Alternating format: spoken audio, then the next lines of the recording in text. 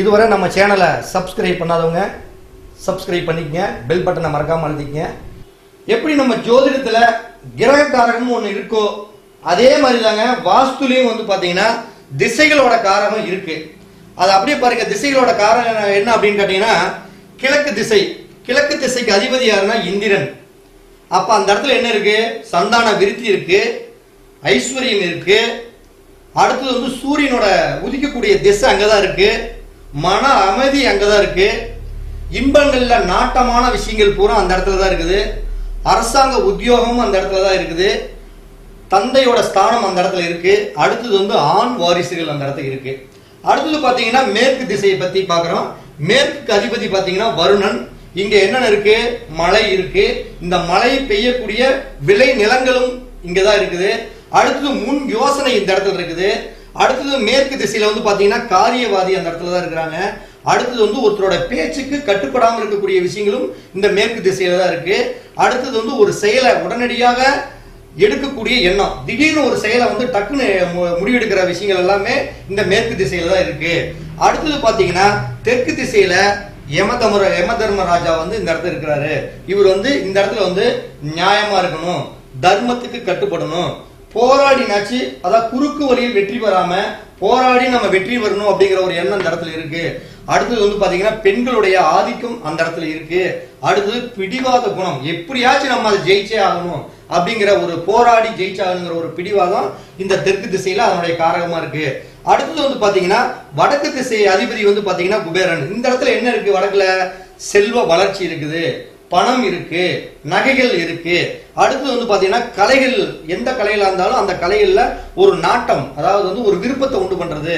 அடுத்தது நியாய தர்மங்களுக்கு எல்லாம் கட்டுப்பட்டு நடக்கக்கூடிய விஷயங்கள், பொறுமையா இருக்கக்கூடிய விஷயங்கள், நிதானம், தைரியம் இல்லாம, அதாவது எதுக்குடா நம்மளுக்கு பம்பு அப்படின்ட்டு ஒரு ஒதுங்கி போற முடியும் தைரியம் இல்லாத ஒரு கோழைத்தனம்னு கூட சொல்லலாம். அந்த இடத்த இந்த வடக்கு திசையில் உண்டான காரகங்கள் இருக்கு. அடுத்தது பாத்தீங்கன்னா தென்கிழக்கு மூலை அப்படிங்கிறது சமையல் பண்ணக்கூடிய அக்னி மூலை அப்படிங்கிறது. தென்கிழக்குல என்ன இருக்கு? சமையல் இருக்கு, ஹோமம் பண்ணக்கூடிய இடங்கள் அங்கதான் இருக்குது. அதே இடத்துல தான் சண்டையும் இருக்கு, கடனும் இருக்கு, மனக்குழப்பமும் அந்த இடத்துலதான் இருக்கு, சோகம் இருக்கு, திருட்டு பயம் அங்க இருக்கு, திருமணம் சார்ந்த விஷயங்களும் அங்கதான் இருக்கு. அடுத்தது பார்த்தா ஒழுக்க முறைகள், அவங்க ஒழுக்கமா நடக்கிறாங்களா இல்லையாங்கிற சில விஷயங்களும் அங்கதான் இருக்கு. அடுத்தது பாத்தீங்கன்னா தென்மேற்கு மூலையின் கிரக காரகம் என்ன அப்படின்னு பாத்தீங்கன்னா, அதாவது தென்மேற்கு மூலை திசையின் காரகம் என்னன்னு பாத்தீங்கன்னா தென்மேற்கு மூலை அப்படிங்கிறது நிறுதி மூலை. அந்த இடத்துல என்ன இருக்கு? பிடிவாதம் இருக்கு, சூதாட்டம் இருக்கு, திறமை இருக்கு. அந்த இடத்துல ஒரு நிலையான இருப்பிடம் அப்படிங்கிறது வந்து அந்த தென்மேற்கு திசை தான் சொல்லக்கூடிய இடம். அடுத்தது சரியான தூக்கம்ங்கிறது அந்த இடத்துல இருக்கு. அடுத்தது வடகிழக்குல என்ன திசைக்காரகம் இருக்கு அப்படின்னு பாத்தீங்கன்னா பாருங்க, ஐஸ்வர்யம், சகல ஐஸ்வர்யம் அந்த இடத்துல தான் இருக்கு, செல்வம் இருக்கு, கிணறு அந்த இடத்த அமைக்கலாம், குளம் அமைக்கலாம், போர் அந்த இடத்துல தான் இருக்கு, தெய்வீகம் அந்த இடத்துல தான் இருக்குது, குழந்தைகள் அந்த இடத்துல தான் இருக்காங்க, சுறுசுறுப்புங்கிற ஒரு காரகத்துவம் அங்க இருக்கு, ஆராய்ச்சி இருக்குது, தெய்வ அருள் கிடைக்குது, குழந்தைகளோட முன்னேற்றம் வந்து வடகிழக்குல தான் இருக்கு. அதுக்கடுத்து பாத்தீங்கன்னா வடமேற்கு மூலையில என்ன இருக்கு? ஒரு அதாவது திவாலாக்குறதும் திவானாக்குறதும் அப்படிங்கிற ஒரு இடமே இந்த இடத்துல தான் இருக்குது. அடுத்து பெண்களுடைய பெருமைகள் எல்லாம் எங்க இருக்குதுன்னா இந்த வடமேற்கு மூல திசையில தான் இருக்குது. அப்புறம் அதே போல ஒருத்தர் கரு, அதாவது உற்பத்தி ஆகுது அப்படிங்கிறது எங்க இருக்குது? அதுவும் வடமேற்கு மூலையில தான் இருக்குது. கல்வியில மகிழ்ச்சி இந்த இடத்துல தான் இருக்கு. குழந்தைகளோட டெலிவரி எங்க இருக்கு? அதுவும் வடமேற்கு மூலையில தான் இருக்குது. ஆக ஒவ்வொரு திசைக்கும் இதுதான் காரகம்.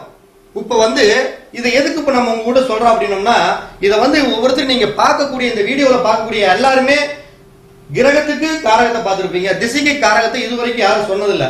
இதெல்லாம் வந்து உங்களுக்கு ஒரு பயனுள்ள வகுப்பா இருக்கணும் அப்படிங்கிறதுக்காக தான் சில ஆராய்ச்சி பண்ணி இந்த விஷயத்தை நான் உங்களுக்கு எடுத்துக்கிறேன். இதுல வந்து நான் சொல்லக்கூடிய அனைத்து விஷயங்களும் இந்த இடத்துல அதுக்கு உண்டான காரகமா இருக்காங்க.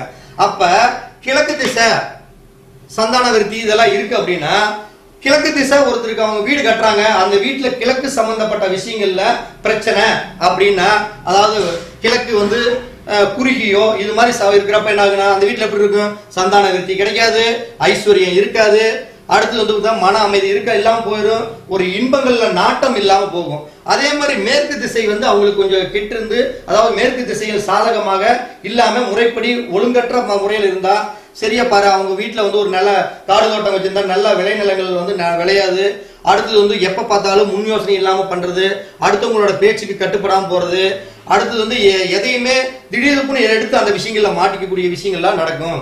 அடுத்தது வந்து பாத்தீங்கன்னா தெற்கு திசை வந்து அவங்களுக்கு வந்து சாதகம் இல்லாம சரியில்லாம இருந்ததுன்னா அங்க நியாய தர்மத்துக்கு அவங்க கட்டுப்பட மாட்டாங்க. அதாவது வந்து போராடி வெற்றின்னு வருது இல்ல, ஆனா அங்க போராடினால தோல்வியை சந்திக்கக்கூடிய அமைப்புகள் உருவாக்கும்.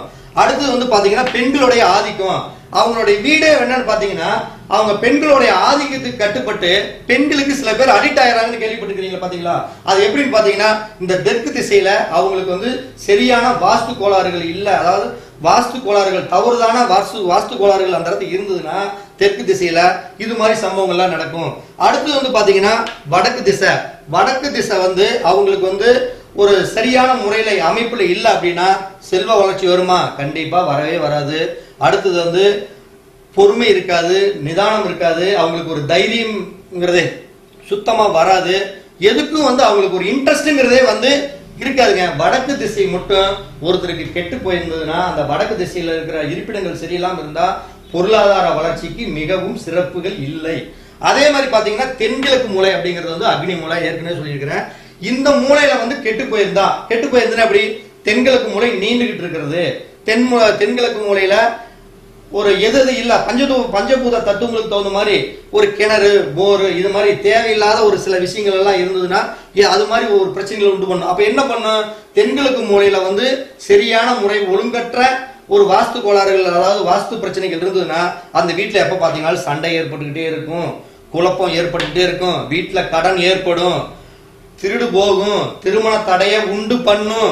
அடுத்தது வந்து பாத்தீங்கன்னா ஒழுக்க குறைவுகள் அந்த வீட்டில் நிச்சயமாக நடக்கும். அடுத்தது பாத்தீங்கன்னா தென்மேற்கு மூலை அப்படிங்கிறது நிழலி மூலை. அப்ப இந்த தென்மேற்கு மூலை வாஸ்து கோளாறுகள் இருந்தா அந்த வீட்டுல சூதாட்டம், அதாவது அந்த வீட்டுக்காரர் வந்து பாத்தீங்கன்னா சூதாட்டத்தின் மேல் நாட்டம் உள்ளவங்களா இருப்பாங்க. அடுத்தது அவங்களுக்கு ஒரு நிரந்தரமான இருப்பிடம் இருக்காது. அடுத்தது வந்து தூக்கம், சரியான தூக்கம் அவருக்கு இருக்காது. அவரோட திறமை வந்து எதுக்கு பயன்படும் அப்படின்னா சூதாட்டத்துக்கு மட்டும்தான் அவருடைய திறமை பயன்படும். அடுத்தது வந்து பாத்தீங்கன்னா வடகிழக்கு மூலை அப்படிங்கிறது ஈசானிய மூலை. அப்ப இங்க வந்து என்ன ஐஸ்வர்யம் செல்வம் இதெல்லாம் இருக்கு. அப்ப இந்த இடத்துல வந்து வடகிழக்குல வாஸ்து கோளாறுகள் இருந்தா ஐஸ்வர்யம் இருக்குமா? அந்த வீட்டுல இருக்காது. செல்வம் இருக்குமா? இருக்காது.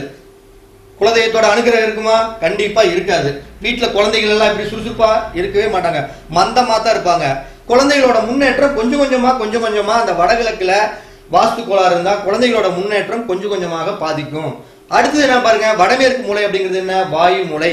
இந்த வாயு மூலையில வந்து வாஸ்து கோளாறு இருந்ததுன்னா அடுத்து பாத்தீங்கன்னா கரு, அதே மாதிரி குழந்தைகளோட, அதாவது அவங்களோட கர்ப்பத்துல வந்து குழந்தைகள் வந்து இருந்து அதாவது அபார்ஷன் மாதிரி அடிக்கடி ஆகக்கூடிய ஏற்படுவதெல்லாம் ஏற்படும்.